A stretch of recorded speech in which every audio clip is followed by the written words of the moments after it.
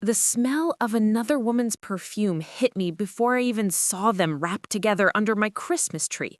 28 years of marriage ended in the time it took me to drop my suitcase and watch my husband Stephen kiss his secretary like she was his Christmas miracle instead of his midlife crisis. I stood frozen in my own living room doorway, still wearing my travel clothes from visiting my sister in Phoenix, watching the man I'd loved since I was 26 unwrap Jasmine like she was his personal gift from Santa. Where are you watching from today? Drop your location in the comments below and hit that like and subscribe button. Let me back up and tell you how this perfect little Christmas scene came to be. I'd been gone for exactly 5 days visiting my sister Diana, who'd been going through her own divorce drama. The irony wasn't lost on me now. While I was consoling her about her cheating husband, mine was apparently auditioning for a role in his own romance movie right here at home. I'd texted Stephen that my flight was delayed and I wouldn't be home until tomorrow. Apparently that was all the invitation he needed to turn our living room into his personal love nest. The tree we decorated together just 2 weeks ago now looked like a backdrop for their romantic comedy. The lights I'd spent hours untangling were twinkling down on them as Stephen murmured sweet things into Jasmine's ear, the same ear that usually heard my dictation at the accounting firm where she worked as his secretary. Well, clearly she was taking dictation of a different kind now. "Stephen," I said, and my voice sounded surprisingly steady considering my entire world had just imploded. They sprang apart like teenagers caught by their parents. Jasmine's face went 3 shades of red that perfectly matched our Christmas decorations. She started babbling something about working late and reviewing files as if I was blind as well as stupid. Stephen at least had the decency to look ashamed, though he was trying to arrange his face into what I recognized as his "let me explain" expression. "Victoria, I can explain," he started, right on cue. "I'm sure you can," I said, setting my purse down with careful precision, "but I don't think I need to hear about your filing system right now." Jasmine grabbed her coat and mumbled something about forgetting an important appointment, practically running for the door. Smart girl. If she'd stuck around, I might have explained exactly what I thought of her Christmas spirit. Stephen ran his hands through his hair, a nervous habit I'd found endearing for nearly 3 decades, not so much anymore. "Victoria, please sit down. Let's talk about this like adults." "Adults?" I repeated, looking at our Christmas tree that had apparently been hosting more than just presents. "Is that what we're calling it? It's not what you think." "I think it's exactly what I think, Stephen, unless you were performing CPR on Jasmine under our Christmas tree and she needed mouth-to-mouth for an unusually long time." He actually had the nerve to look annoyed. "Don't be sarcastic, Victoria. This is serious." "Sarcastic?" I laughed, and it sounded hollow, even to me. "Stephen, I just walked into my own home and found my husband of 28 years playing Santa Claus with his secretary. Sarcasm is pretty much all I've got left right now." "Victoria, How long?" I asked, cutting him off. I didn't really want to know, but I needed to know. "6 months," he said quietly. 6 months. While I'd been working extra hours at the library to help pay for his mother's care home, while I'd been planning our anniversary trip for next spring, while I'd been buying Christmas gifts for his whole family, including a nice bonus gift card for Jasmine, because Stephen said she'd been such a helpful employee this year. Helpful indeed. "I want you to leave," I said. "Victoria, this is my house too. I want you to leave right now, Stephen. Take whatever you need for tonight. We can figure out the rest later. But I can't look at you right now without wanting to redecorate this room with whatever's closest to my hands." He must have seen something in my expression that convinced him I wasn't bluffing, because he nodded and headed upstairs.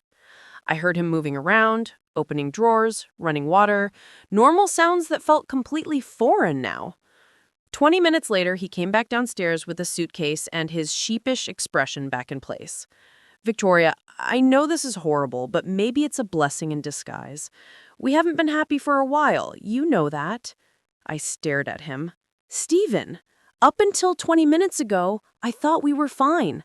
I thought we were planning to travel next year when you retire. I thought we were in this together." "We just grew apart," he said, like it was something that happened to us instead of something he'd chosen. No, Stephen. I grew apart. You grew into Jasmine. He actually winced at that. Good, he should wince. I'll call you tomorrow. We need to talk about how to handle this practically. The house, finances, all of it.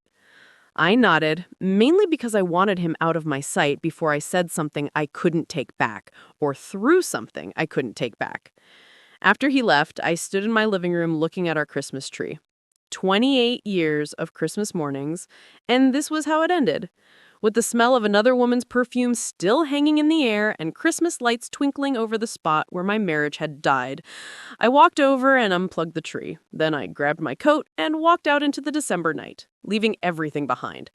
I didn't know where I was going. I just knew I couldn't stay in that house with the ghost of their romance haunting my Christmas tree. That's when I realized my real Christmas story was just beginning. The cold air hit my face like a wake-up call, which was exactly what I needed.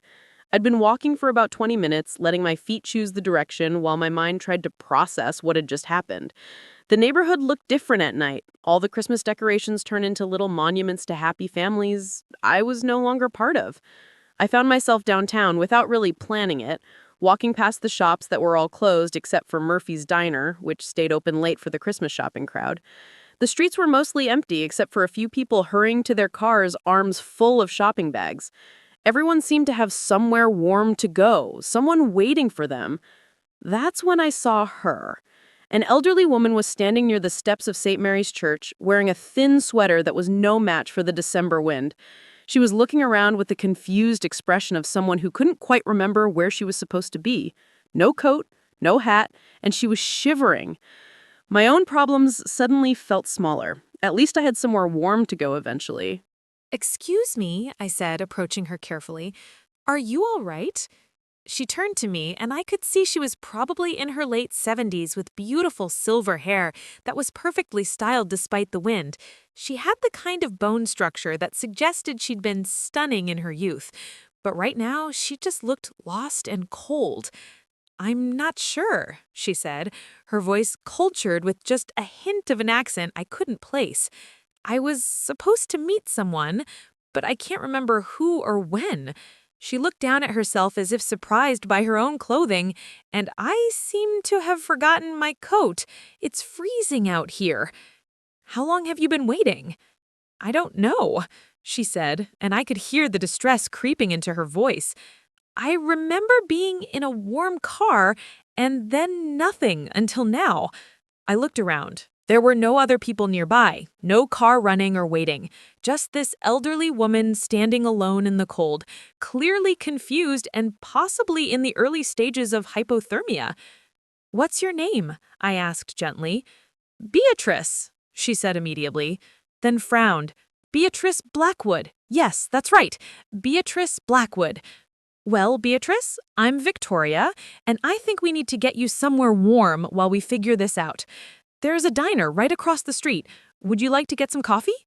She looked at me with relief that made my heart clench. That would be wonderful, but I don't think I have my purse.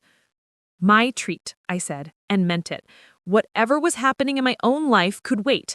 This woman needed help, and helping her felt like the first right thing I'd done all day. I guided her across the street, keeping my arm linked through hers. She moved carefully, but steadily, and I noticed her shoes were expensive, the kind of leather flats that cost more than most people's monthly grocery bill. Her sweater, despite being too thin for the weather, looked like cashmere. Someone with money was missing this woman. Murphy's Diner was warm and bright, decorated with tinsel and plastic holly that probably been there since the Carter administration. The waitress, a tired-looking woman in her 40s, glanced up as we entered. "2 coffees," I said, guiding Beatrice to a booth near the heater. "And could we get some menus?" Beatrice slid into the booth gratefully, wrapping her hands around the coffee mug when it arrived. "You're very kind," she said, her confusion seeming to lift a little in the warmth. "I don't know what I was doing out there." "Do you remember how you got to the church? Did someone drive you?" She closed her eyes, concentrating. "There was a car, a nice car, but I don't remember getting out." She opened her eyes, frustration clear on her face. This is so embarrassing. I pride myself on being sharp.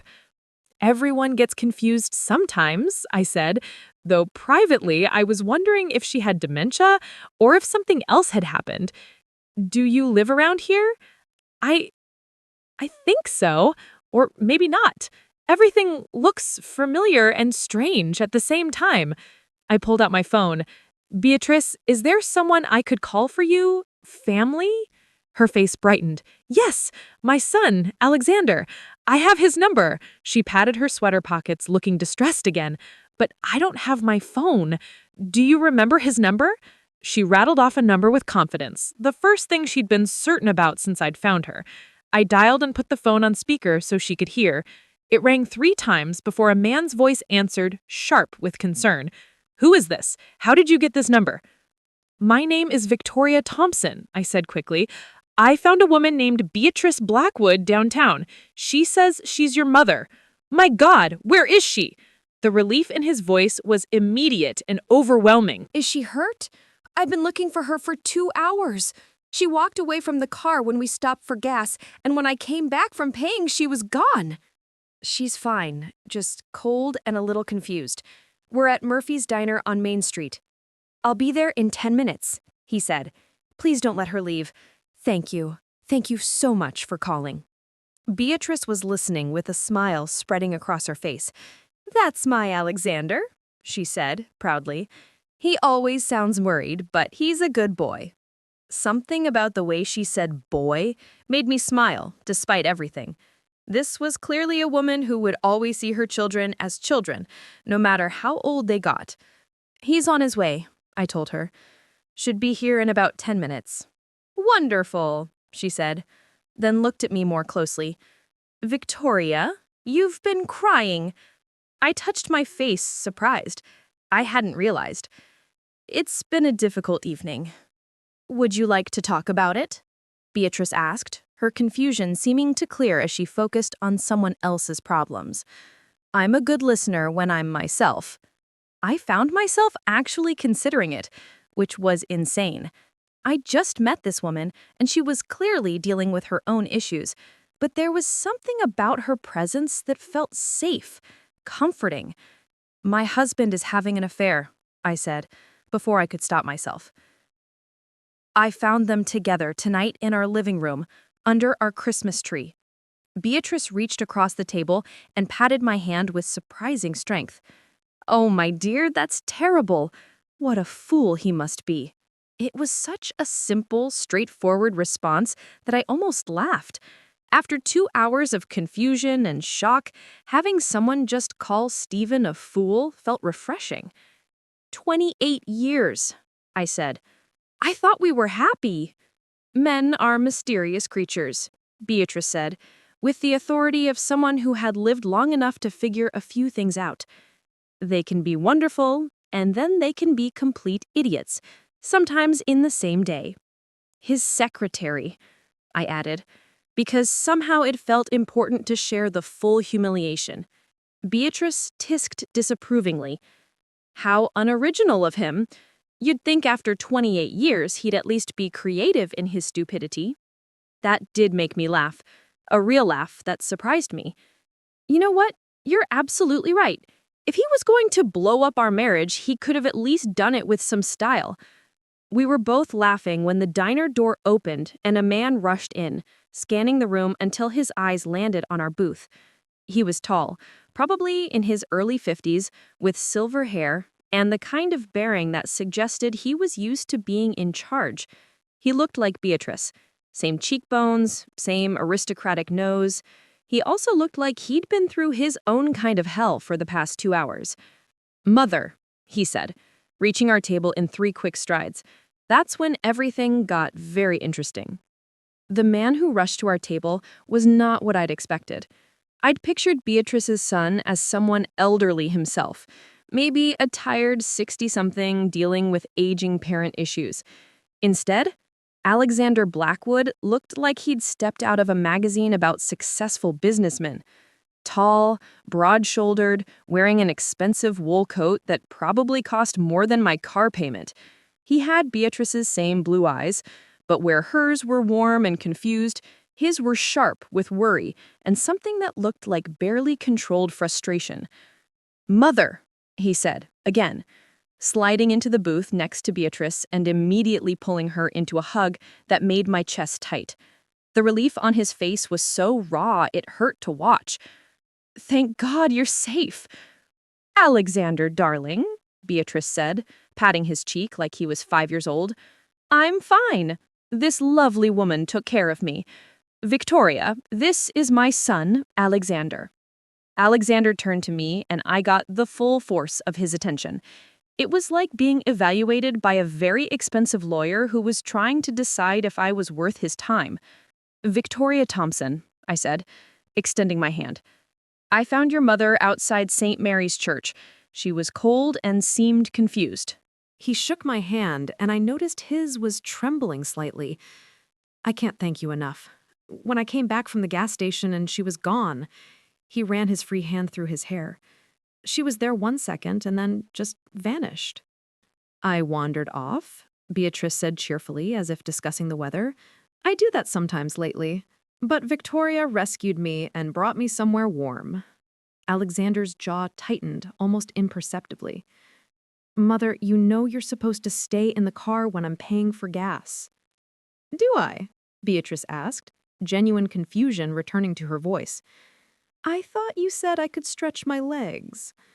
I watched this exchange with growing understanding. Beatrice wasn't just having a bad night. This was something ongoing. Alexander's careful patience suggested he'd been dealing with this for a while. "It's getting worse, isn't it?" I asked quietly.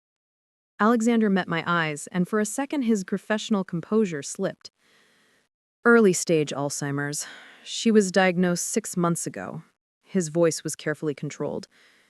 "Most days she's completely herself, but when she gets tired or stressed—" "I'm sitting right here," Beatrice said with dignity, "and I can hear you discussing me." "You're right, Mother. I apologize." Alexander's tone immediately shifted to something warmer. "Are you ready to go home?" "Not yet," Beatrice said, turning to me with sudden intensity. "Victoria was telling me about her husband, the fool who's having an affair with his secretary." Alexander's eyebrows shot up, and he looked at me with an expression that was part surprise and part something I couldn't identify. "I'm sorry, that's difficult." "It's been an interesting evening," I said, suddenly self-conscious. Here I was, sharing my personal disasters with strangers in a diner. I probably shouldn't have burdened your mother with my problems. "Nonsense," Beatrice said firmly. "Problems shared are problems halved. That's what my husband used to say." She turned to Alexander. "William used to say that, didn't he?" "Yes, Mother. Dad always said that." The way he said Dad made it clear William was no longer around. Beatrice had lost her husband, was losing her memories, and now her son was clearly carrying the weight of caring for her alone. Suddenly, my marriage problems felt smaller in comparison. "Well," I said, starting to stand, "I should let you two get home. It's late, and I'm sure you've had enough excitement for one evening." "Wait," Alexander said, and there was something urgent in his voice. "Please, sit for a minute. I want to—" He paused, seeming to struggle with something. "I want to properly thank you. What you did tonight, helping my mother, calling me, most people would have just minded their own business." "Anyone would have done the same thing," I said, but I sat back down.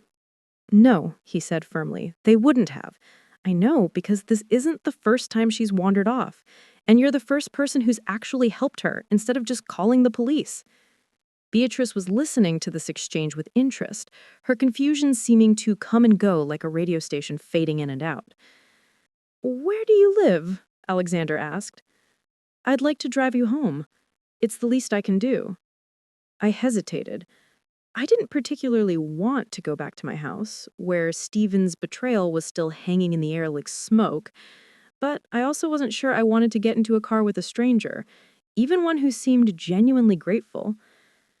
"Actually," I said, "I think I'll walk. I need the air. In this weather, it's freezing." "I like the cold," I lied. "Clears my head." Beatrice was studying me with an expression that suggested her confusion had lifted again. Victoria, dear, you don't want to go home, do you? Her directness caught me off guard.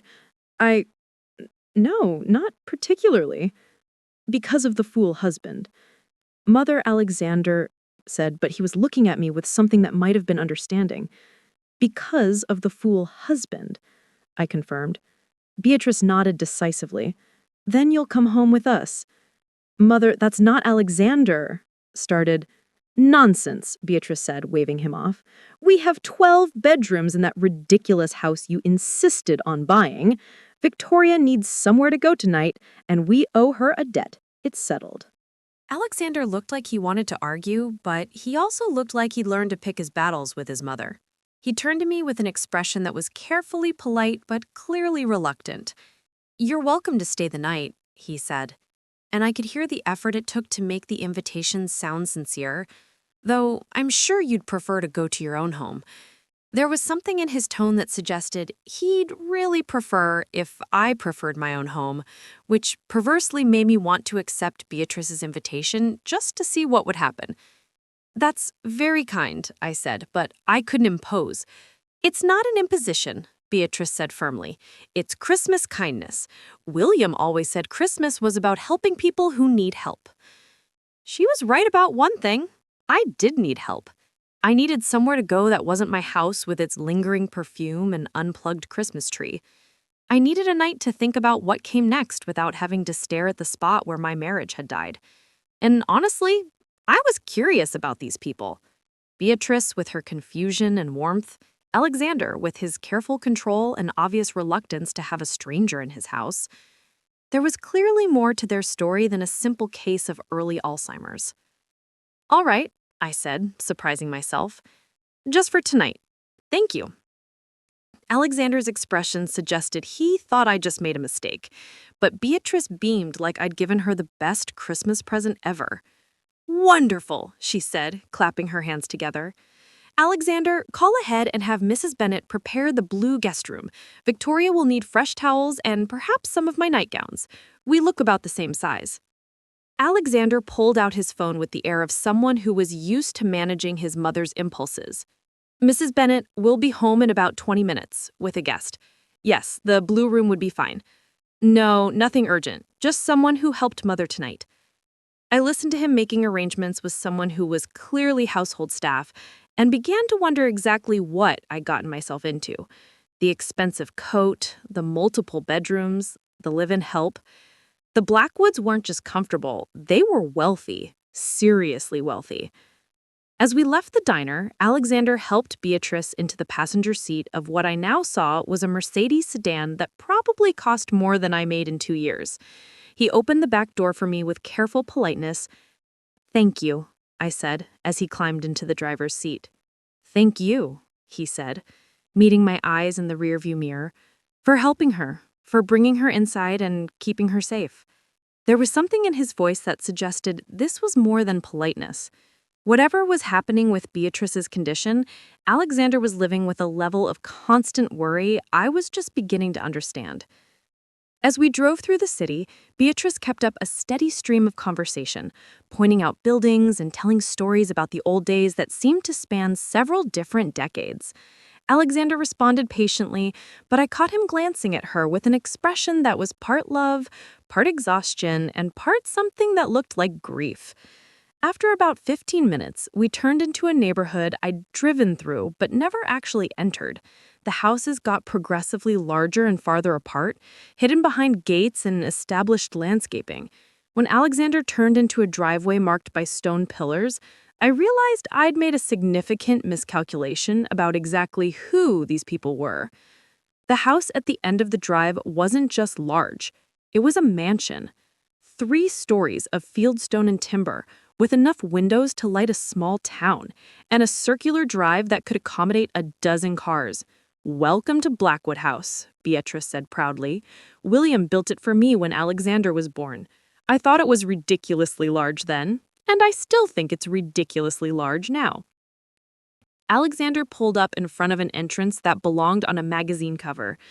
Mother has always preferred smaller spaces, he said dryly, but she refuses to move. Where would I go? Beatrice asked reasonably. This is where I raised my children, where William and I hosted parties, where all my memories live. You can't just pack up memories, Alexander. I sat in the back seat looking up at this house that belonged to people who lived in a completely different world than mine, and wondered what the hell I was doing here. A few hours ago, I'd been a middle-class librarian dealing with a cheating husband. Now I was about to spend the night in a mansion with people who probably had more money than my entire hometown combined. That's when I realized this might have been exactly what I needed. A night in someone else's world where my problems couldn't follow me, and everything was too strange to feel real. But as we walked up the steps to a front door that probably cost more than my car, I couldn't shake the feeling that I was about to discover there was much more to the Blackwood family story than a wealthy son caring for his mother with dementia. Mrs. Bennet turned out to be a small, efficient woman in her 60s who managed to convey both warmth and subtle authority in the time it took to hang up my coat. She greeted Beatrice with the kind of gentle familiarity that comes from years of experience, and treated me with polite curiosity that suggested unexpected house guests weren't entirely unusual. I've prepared the blue guest room, she told Alexander, fresh linens, extra towels, and I put some of Mrs. Blackwood's nightgowns and a robe in the closet. Thank you, Mrs. Bennet, Alexander said, and I caught the subtle relief in his voice. Clearly, having someone competent manage the household details was crucial when your mother might wander off at any moment. I thought Victoria might like some tea, Beatrice announced as if she just had a brilliant idea. Mrs. Bennet, could you prepare that lovely chamomile blend, the one William always said tasted like Christmas? Mrs. Bennet's expression softened. Of course, Mrs. Blackwood. I'll bring it to the sitting room. As Beatrice headed toward what I assumed was the sitting room, Alexander caught my arm gently.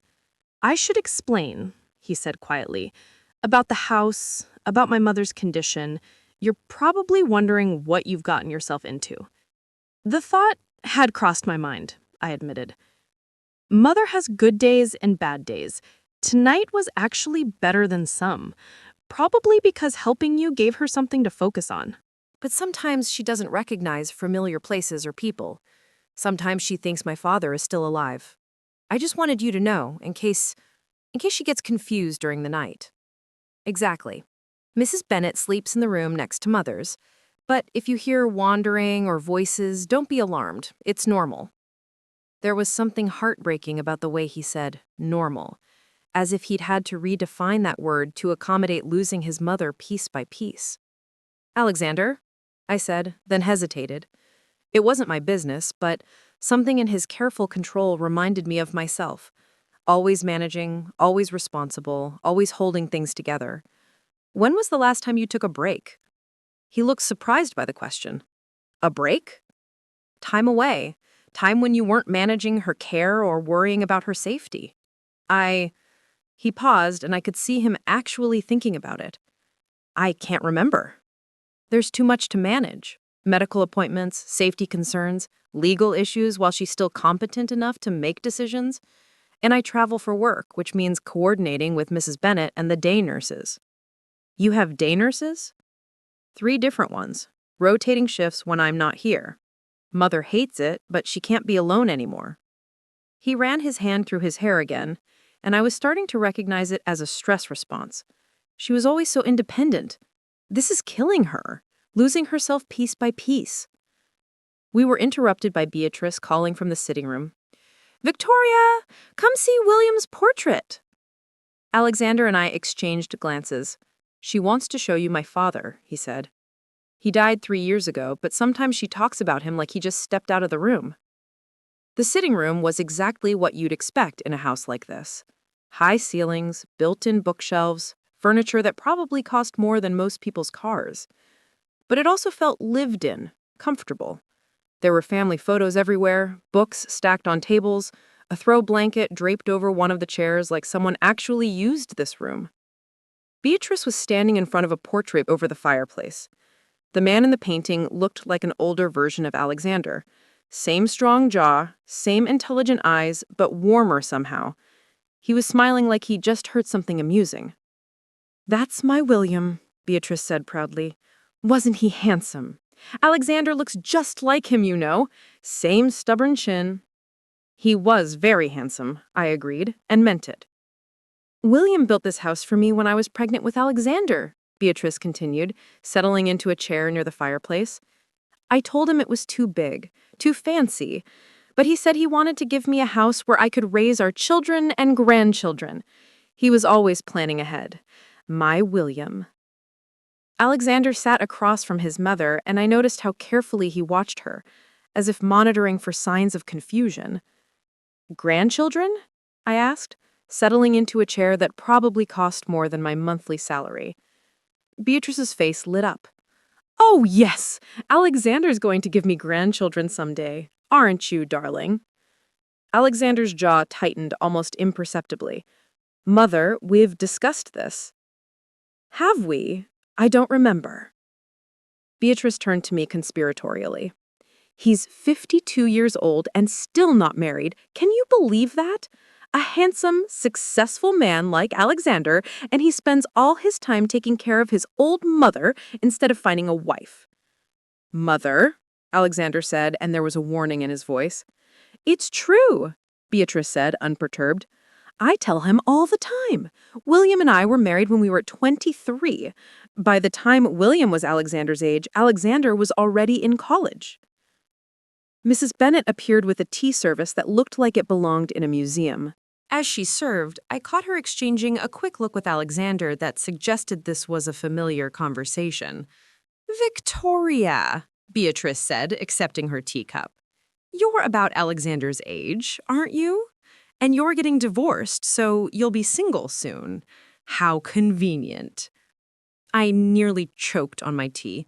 Mrs. Blackwood, I'm not actually divorced yet. As of this evening, I'm just separated by about 3 hours. Even better, Beatrice said decisively. Fresh start for both of you. Alexander looked like he wanted to sink through the floor. Mother, please. What?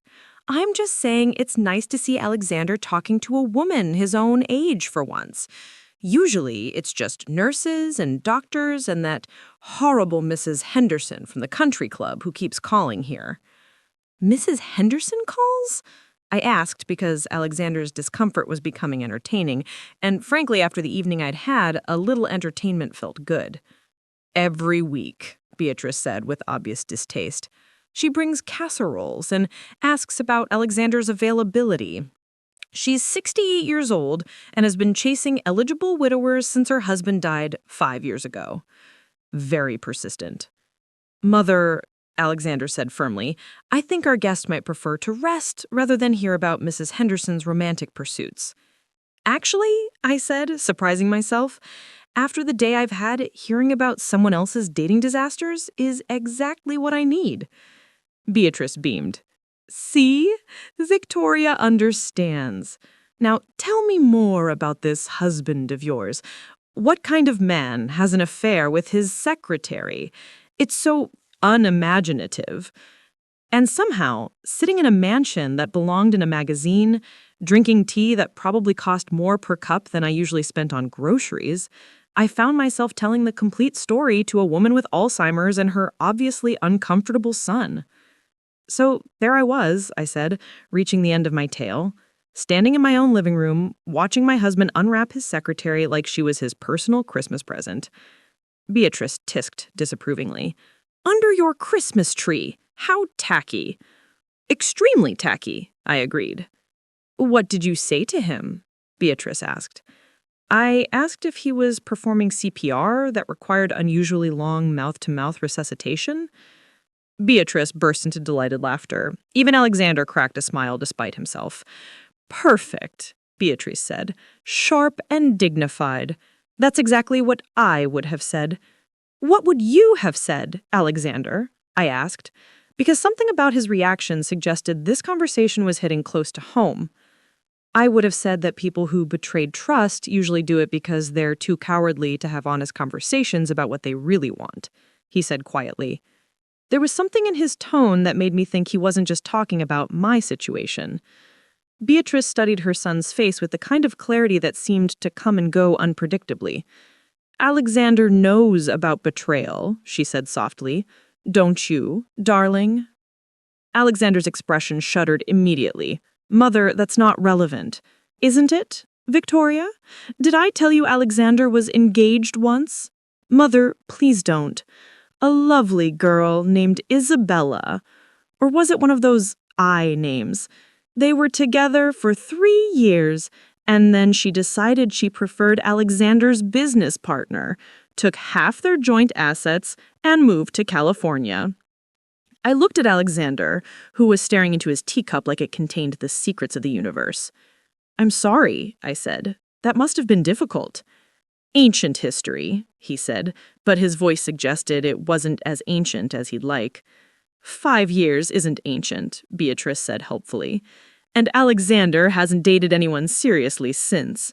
I think he's gun-shy. Mother, I think our guests might be tired. I was tired, but I was also fascinated by this glimpse into Alexander Blackwood's carefully controlled life. The successful businessman facade was starting to crack, revealing someone who'd been hurt and was still carrying the damage. Actually, Beatrice said, standing up with sudden energy, I just remembered something important. Victoria, what did you do for work before you got married? I'm a librarian, I said. Still am, actually.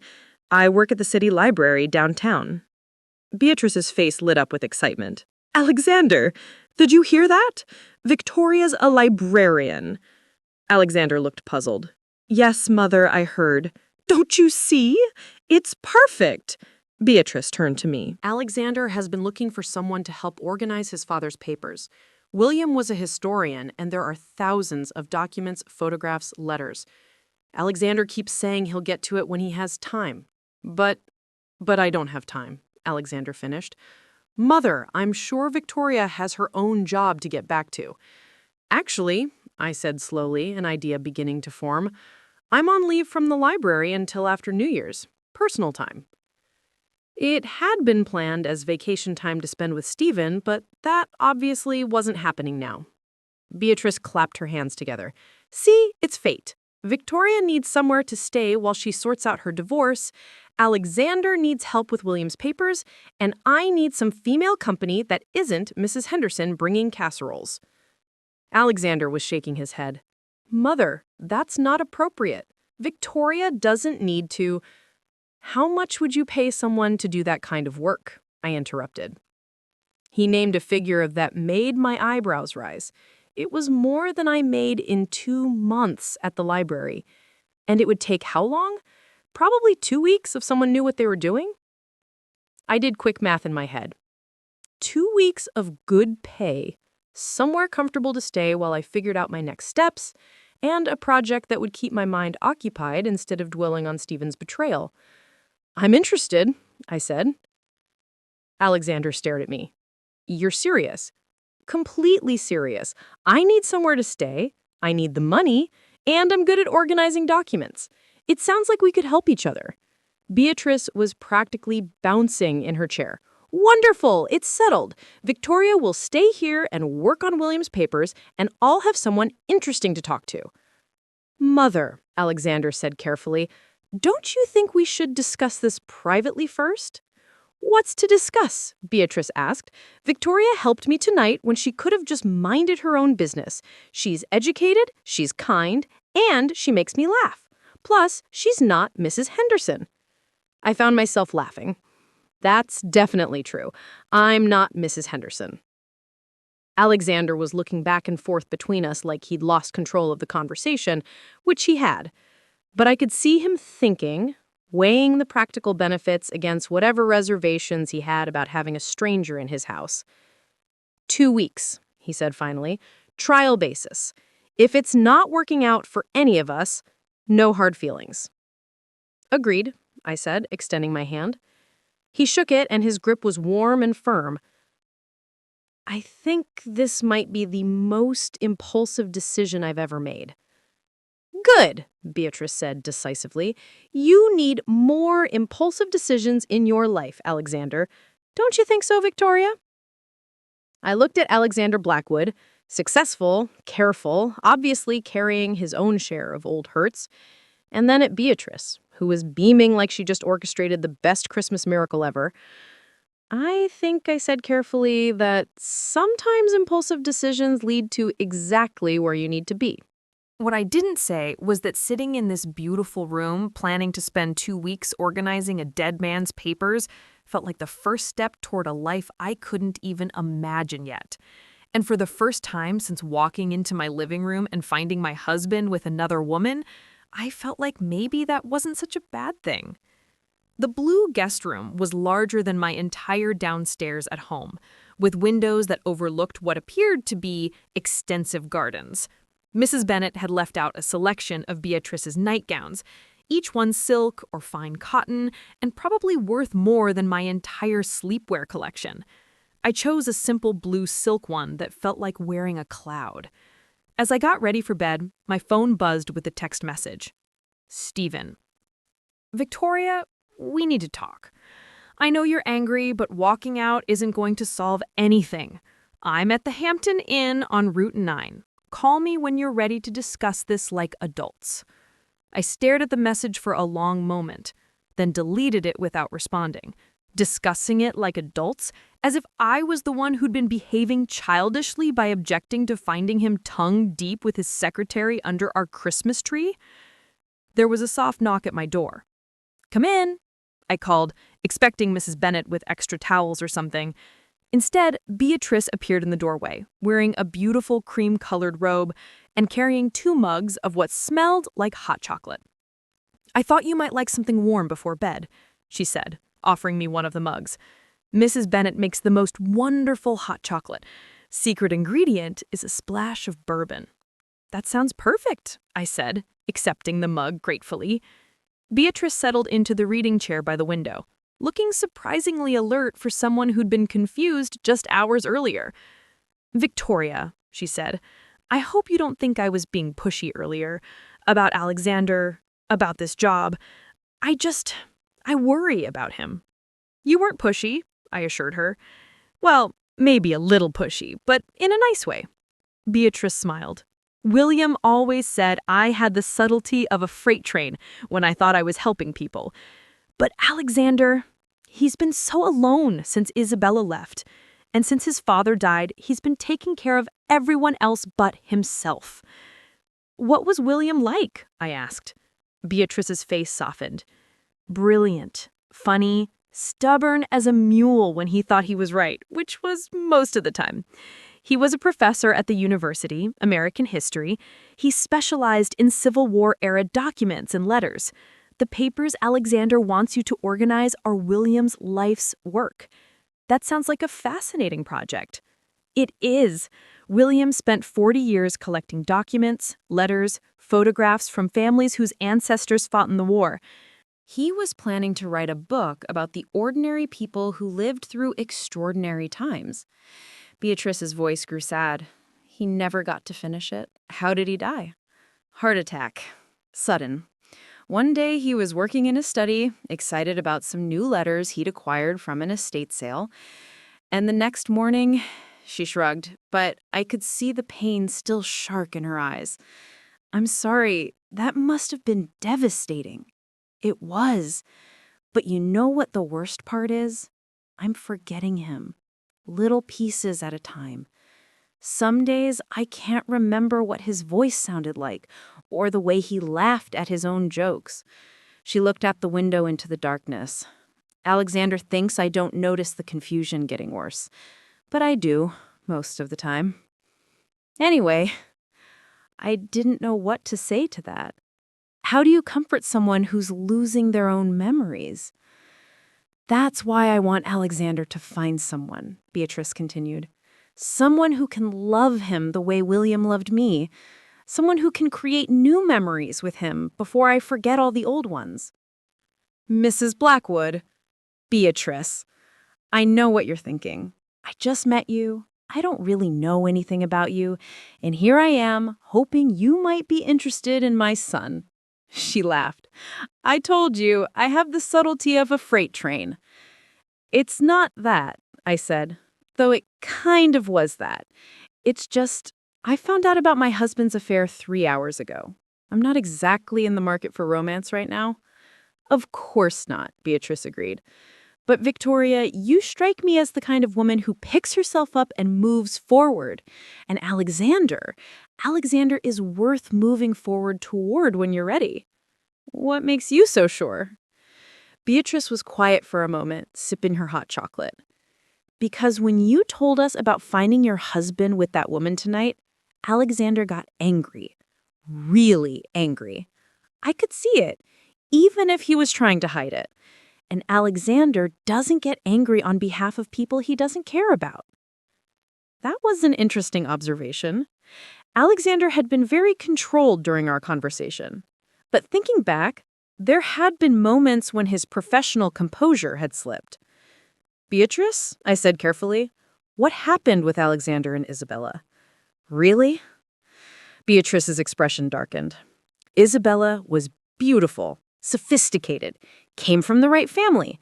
Everything Alexander thought he wanted in a wife. They were planning a wedding for the following spring.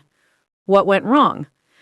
Alexander caught her with his business partner in Alexander's own office after hours. She said it wasn't serious, just a mistake, begged him to forgive her. Beatrice's voice turned bitter. Alexander tried to work through it because he thought that was what mature adults did. Went to counseling, talked about rebuilding trust, all of that. But it wasn't just once. And it wasn't just his business partner. Isabella liked excitement, liked having options. She was bored by Alexander's stability, by his loyalty. She wanted someone who would keep her guessing. Beatrice met my eyes. Does that sound familiar? It did sound familiar. Stephen's sudden fascination with Jasmine, his complaints about our boring routine, his comments about how we'd grown apart. Maybe he'd been looking for excitement too. How did Alexander find out about the others? Private investigator. Alexander hired one when he started noticing things. Unexplained absences, mysterious phone calls, credit card charges she couldn't account for. Turned out Isabella had been having affairs for most of their 3-year relationship. That's awful. It was. But you know what the worst part was? Isabella tried to blame Alexander. Said he was too controlling, too focused on work, that she needed someone more spontaneous. Beatrice's voice turned fierce, as if Alexander's character flaws justified her lying and cheating for 3 years. I thought about Stephen's comment that we'd grown apart, as if our marriage problems were something that had happened to us instead of choices he'd made. What did Alexander do?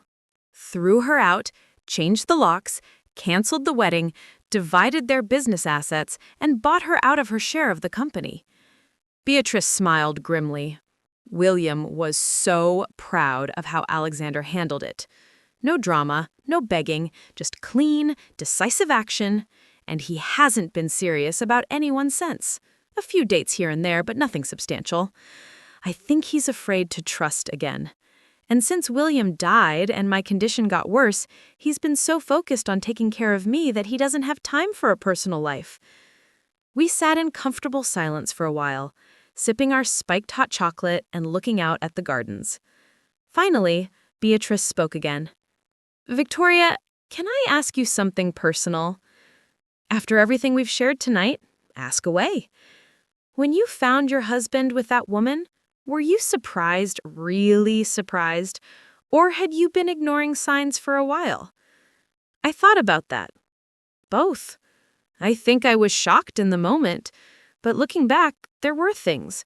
He'd been working late more often, paying more attention to his appearance, seemed distracted when we talked. I told myself it was just work stress. We see what we want to see, Beatrice said gently. I did the same thing when William was getting sick. He'd forget little things, repeat stories, seemed confused about dates. I told myself he was just tired, working too hard. It took months for me to admit something was really wrong. Do you regret waiting? Every day we could have had more time to prepare to make better decisions about his care, more time to say the important things. Beatrice looked at me seriously. Don't waste time pretending things are fine when they're not, Victoria. Life's too short and too unpredictable. There was another soft knock at the door. This time it was Alexander, looking slightly embarrassed. "I'm sorry to interrupt," he said. "Mother, you should be getting to bed. And, Victoria, I wanted to apologize for earlier, for Mother's rather direct matchmaking attempts." "No apology necessary," I said. "She's worried about you." "She worries about everyone," Alexander said with affection. "It's one of her most endearing and exasperating qualities." Beatrice stood up suddenly, looking every one of her 78 years old. "Alexander, will you help me to my room? I'm feeling a bit tired." "Of course, Mother." As they reached the door, Beatrice turned back to me. "Victoria, thank you again for tonight, for helping an old woman who was lost in more ways than one." "Thank you for taking me in," I said, "for giving me somewhere to land while I figure out what comes next." After they left, I sat in the reading chair, finishing my hot chocolate and thinking about the strange turns this day had taken. This morning, I'd been a married woman looking forward to Christmas with my husband. Tonight, I was staying in a mansion, planning to spend 2 weeks organizing the papers of a dead historian and trying not to think about the way Alexander Blackwood's eyes had softened when he talked about his mother. My phone buzzed again. Another text from Stephen. "Victoria, please call me. We've been married 28 years. We owe it to each other to talk this through. I made a mistake, but I love you." I stared at the message for a long time. 28 years. That was worth something, wasn't it? People made mistakes. People could change. But then I thought about Isabella, who had blamed Alexander for her own betrayals. I thought about Beatrice's advice, not to waste time pretending things were fine when they weren't. And I thought about the way Stephen had looked when I'd found him with Jasmine. Not guilty, not ashamed, but annoyed at being interrupted. I deleted the message and turned off my phone. Tomorrow, I would start organizing William Blackwood's papers. Tomorrow, I would begin the process of figuring out what my life looked like without Stephen in it. Tomorrow, I would start learning what it meant to stop pretending everything was fine. But tonight, I was going to sleep in silk pajamas that cost more than my monthly grocery budget, in a room larger than my entire downstairs, in a house where people said exactly what they meant and took in strangers who needed help. Tonight, for the first time in months, I felt like I might actually be exactly where I needed to be.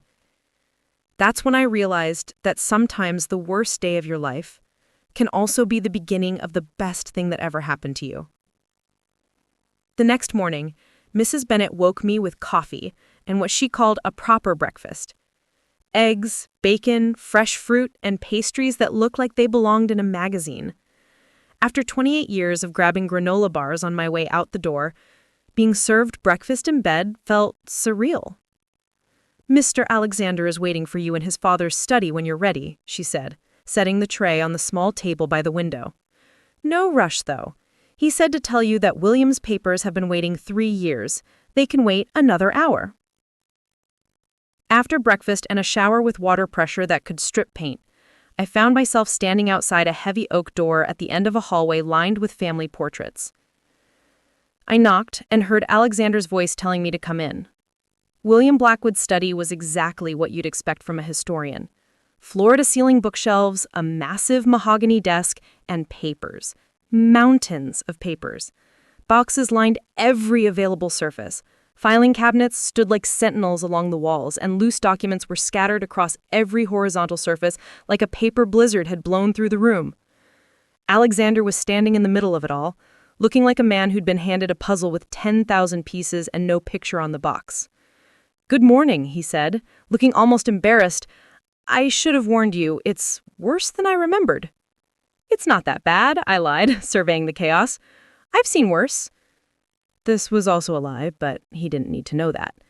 "You're being kind. It looks like a research library exploded." He gestured helplessly at the nearest stack of papers. "I've been putting this off because every time I come in here, I get overwhelmed and leave." "What exactly did your father collect?"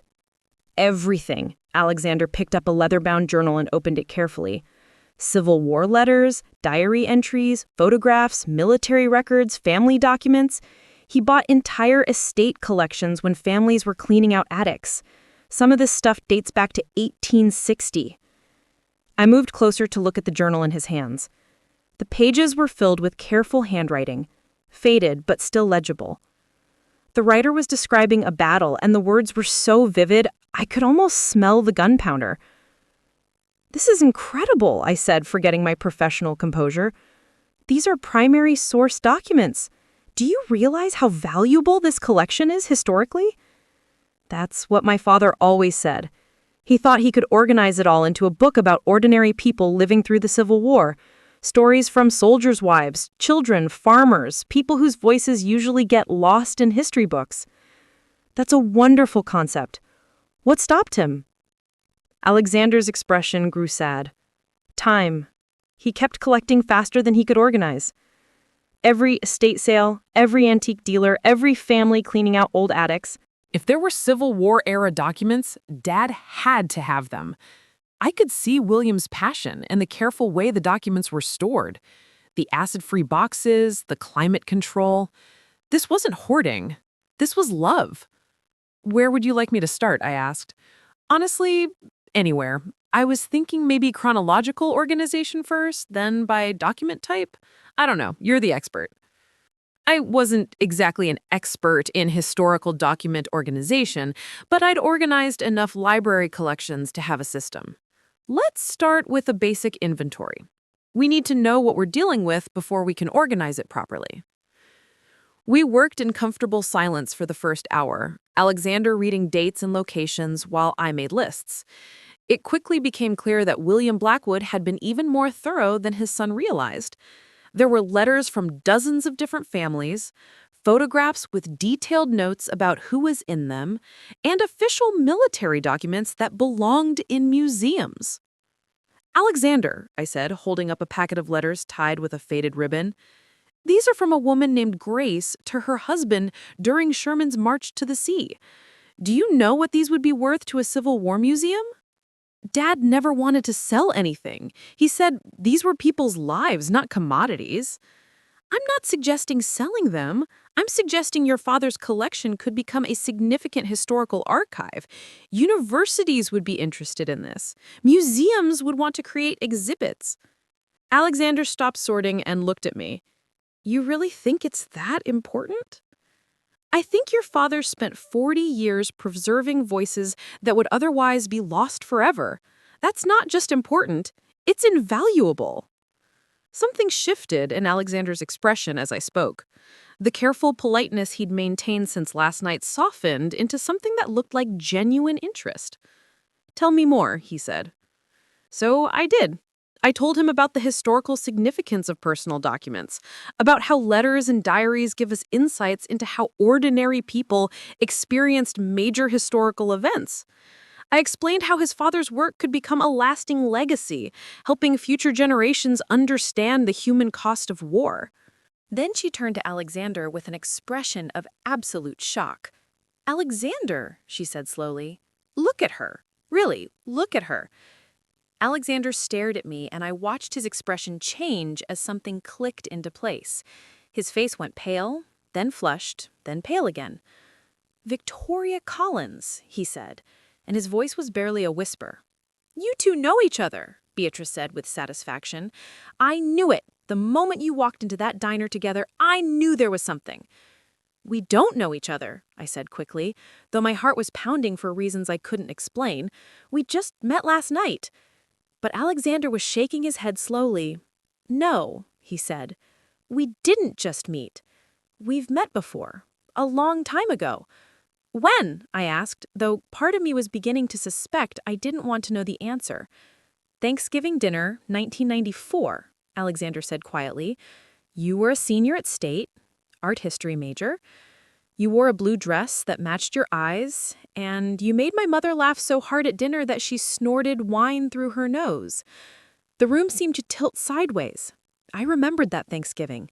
I remembered the fancy house, the intimidating parents, the handsome boy who'd brought me home to meet his family.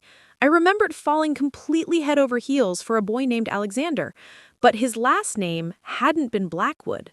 It had been Alexander Sterling, I whispered. I went by my middle name in college, he said. Alexander Sterling Blackwood.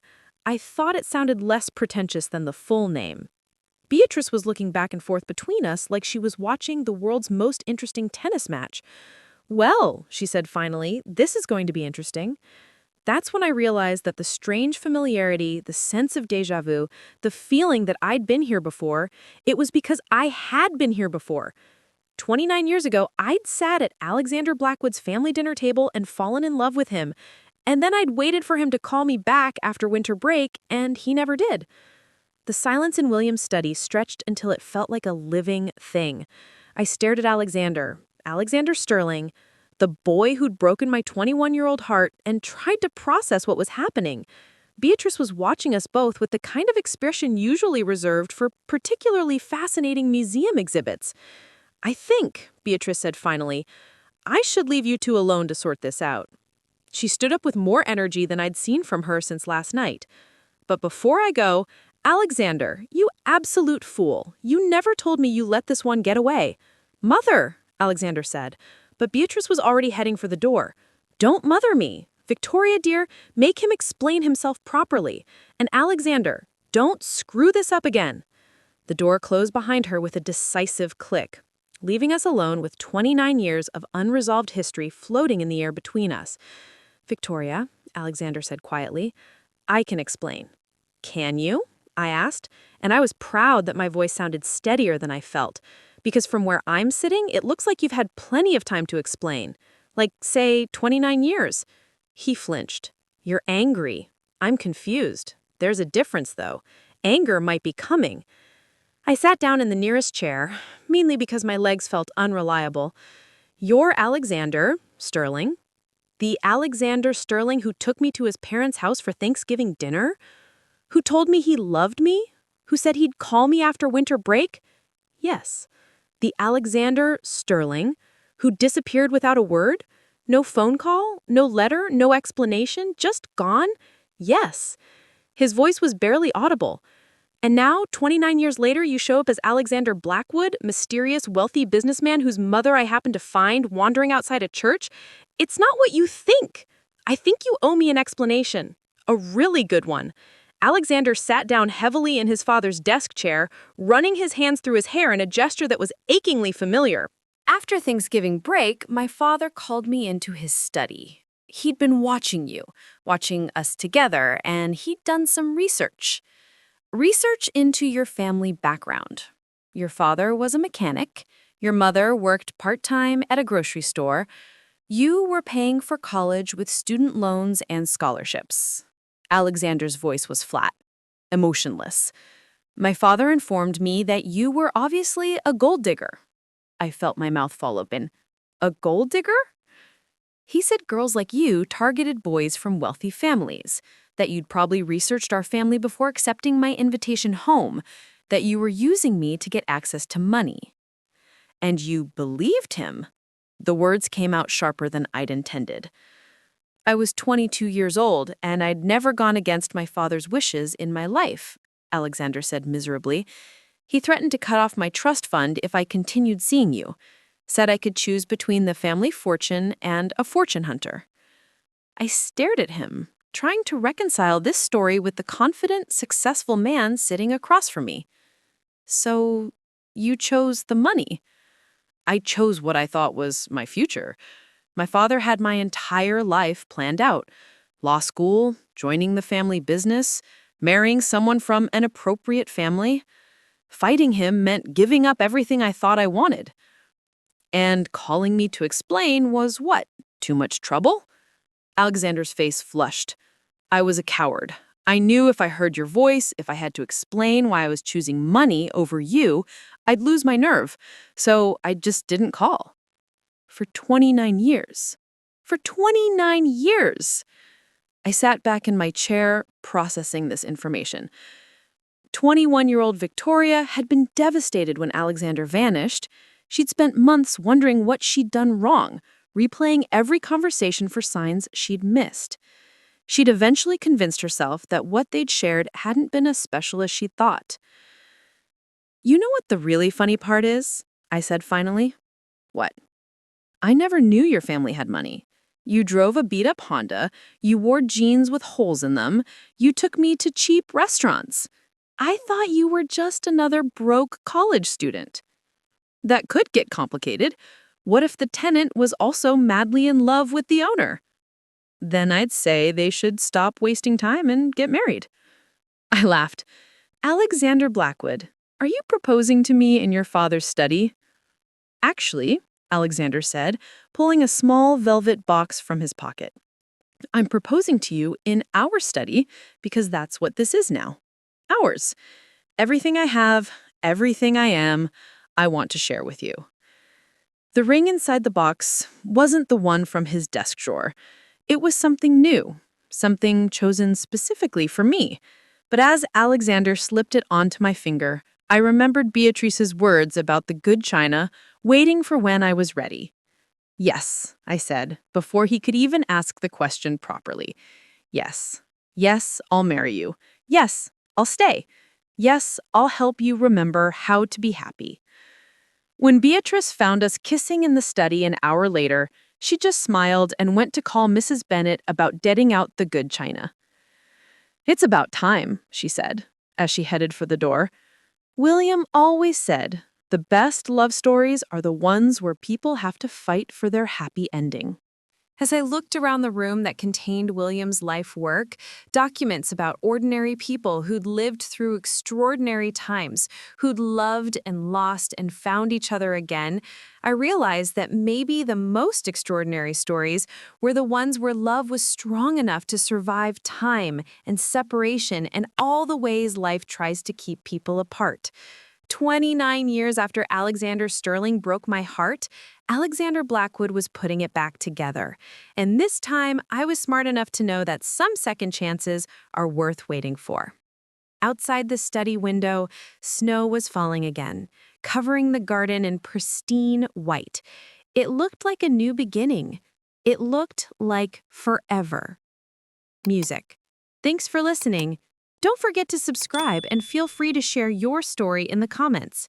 Your voice matters.